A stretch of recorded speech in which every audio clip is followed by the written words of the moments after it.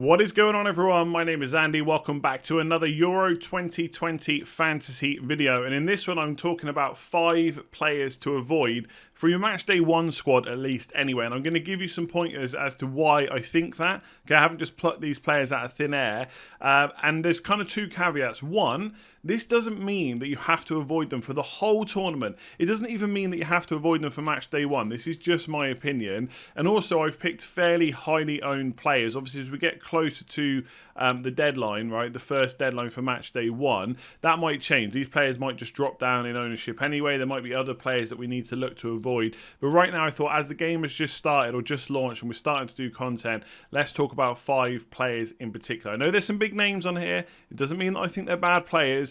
And I'm going to explain my decisions, right? I'm not just picking 5 and then saying that's it, don't pick them. I'm going to go through the reasons why. So if you enjoy it, please do give it a like, hit subscribe if you're new around here, and let's jump into the first player. Right, let's start off with Kylian Mbappe. This is not clickbait, this is a genuine opinion. What I do not need is people in the comments. I know, they've already rushed off, they're not even listening to me. They're writing their comment right now, telling me how good Mbappe is, how good he's going to be for France in this tournament. As I said at the start, this doesn't mean that I will never think about him. In fact, I will definitely think about him for match day 2 against Hungary. It just means for our opening day squads, I'm not sure he is necessarily deserving of a place. And a lot of this comes down to how much he is and the competition that he's facing, which I'm going to come on to in just a minute. Now, a lot of this as well for this video, it's all about match day 1. It's not about ignoring them for match day 2, 3, knockouts, quarters, etc. But it's also going to depend on your chip strategy as well. So for a lot of people, they're going to limitless in match day 2. So you can bring in whoever you want with no budget restrictions. So obviously, Mbappe against Hungary, brilliant option. I'm sure he'll be one of the first names on my team sheet. And we know in the whole world of football, right, when Messi and Ronaldo finally retire, whenever that might be, Mbappe's probably going to be classed as the best player in the world for a little while. I'm sure there's going to be other players that come up to that. Haaland, for example, maybe Phil Foden for England. But mostly it's going to be Mbappe, right? So I know how good he is. I've had a look at some of his stats for recent games, and I guess one thing to say, the numbers on screen are for Euro qualifying, which to be fair was a little bit of a while ago now. And obviously one thing to take into account with nations football or national football is the games are sometimes spread over a long period of time between actually playing. So things like form and that don't really matter a huge amount, but I've still noted down some numbers. So for him, UEFA Nations League, 4 matches played, 2 goals, 1 assist. Euro qualifying was 3 matches played, 1 goal, 1 assist. We know how good he is, right? World Cup qualifying, I think it's 3 matches, no goals so far, but I'm sure that will change, right? But the problem is, in match day 1, and match day 2, he plays Germany and Portugal. Now, France are probably, for a lot of people, the favourites for this tournament. I think, going by the odds, I think England are for some odds. I'm not sure about that. Even as an England fan, I'm not quite that biased. But I say France are one of the teams everyone is probably looking to avoid, right? And Germany haven't been fantastic. If you look at their recent results, they lost 2-1 to North Macedonia. We all know about that one. Beat Romania 1-0. They beat Iceland 3-0. So there's 2 clean sheets there. But they lost to Spain 6-0. Ukraine 3-1. And they drew with Switzerland 3-0. So I looked back at their previous 6 results. There's quite a few goals let in there. Müller and Hummels are now back in the side. And if you look at the players they've got in this squad, we're talking Rudiger, Hummels, Kimmich, Havertz, Goretzka, Kroos, etc.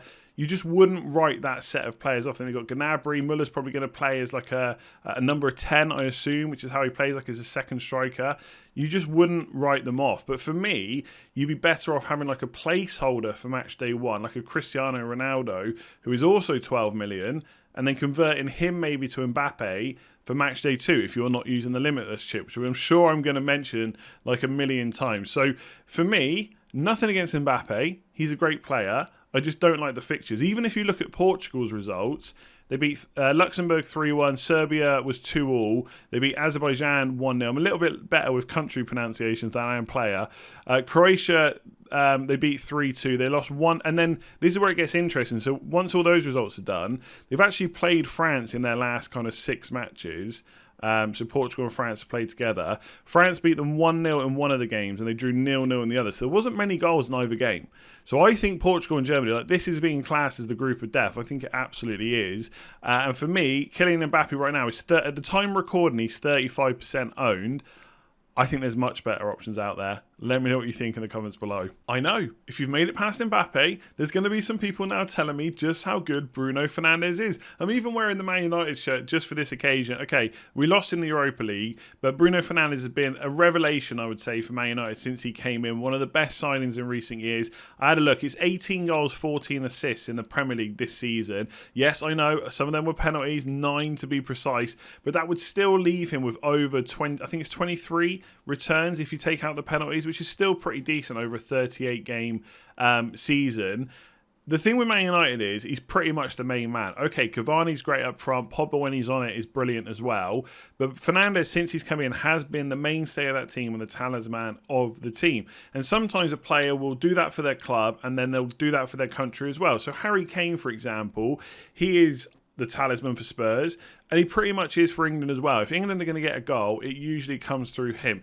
With Bruno Fernandes, it's different. Talisman for club, not for country. Because I don't know if you've heard of him. There's this guy, Cristiano Ronaldo. He's pretty decent at football. He's been around for a little while. Obviously a former Man United player as well. But he's still pretty decent, right? That Cristiano Ronaldo. And he's definitely going to take penalties if Portugal get any. So that's not going to be something for Bruno Fernandes. And just to give you a little bit of context, Cristiano Ronaldo played 6 times in qualifying and he scored 11 goals, right? As you would expect. Now, again, this was a little while ago now. He's a bit older, but he's still brilliant. Bruno Fernandes played 6 times, scored 1 assist. So 2 returns in 6 games. It's okay, but it's nothing to write home about. But this is where it gets really interesting. Bruno Fernandes is a £10.5 million midfielder. One of, I think he might be the most expensive along with De Bruyne. I don't think there's a midfielder that costs more.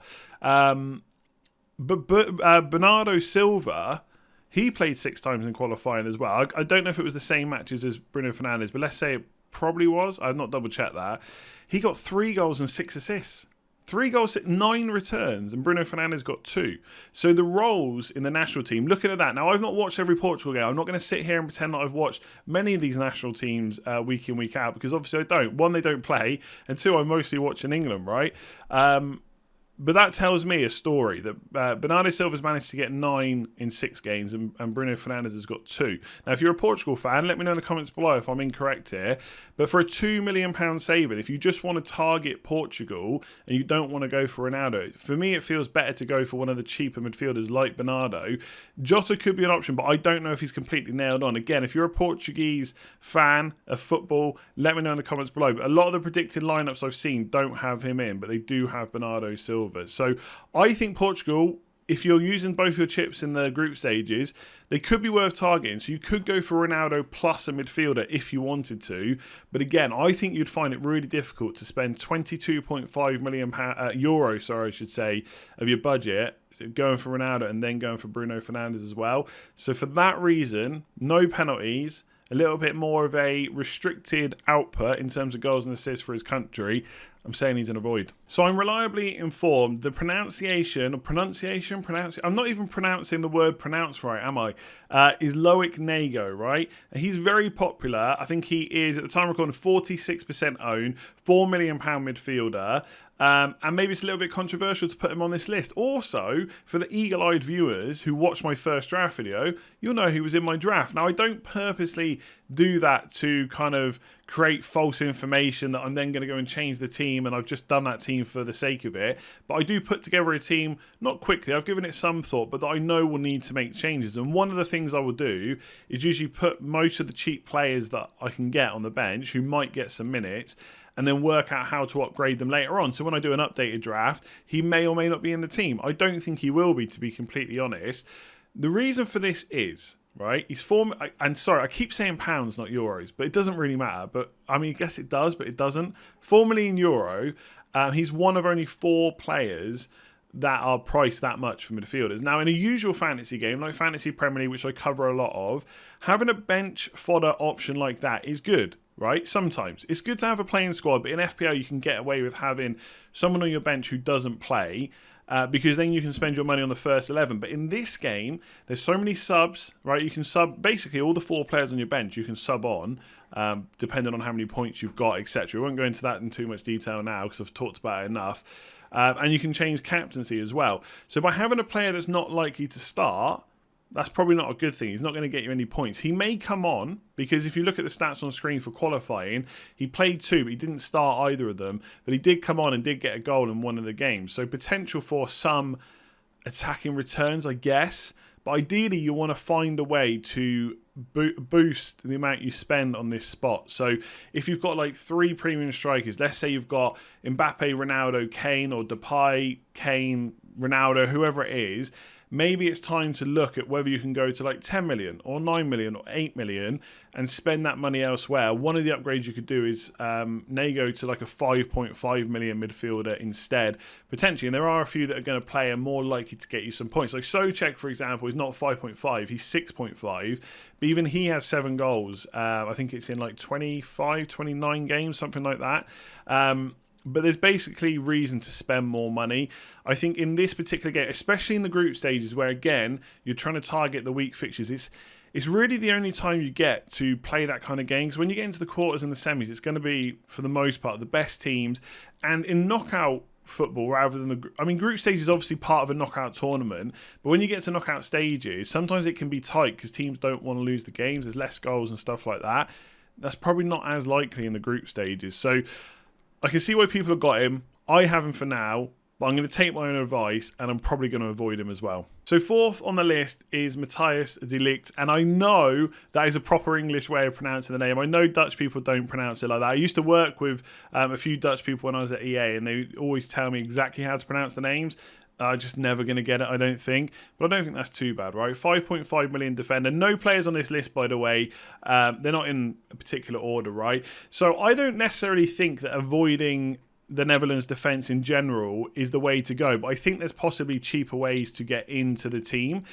So their group is not necessarily super easy or anything like that. As we talked earlier, North Macedonia even beat Germany recently 2-1.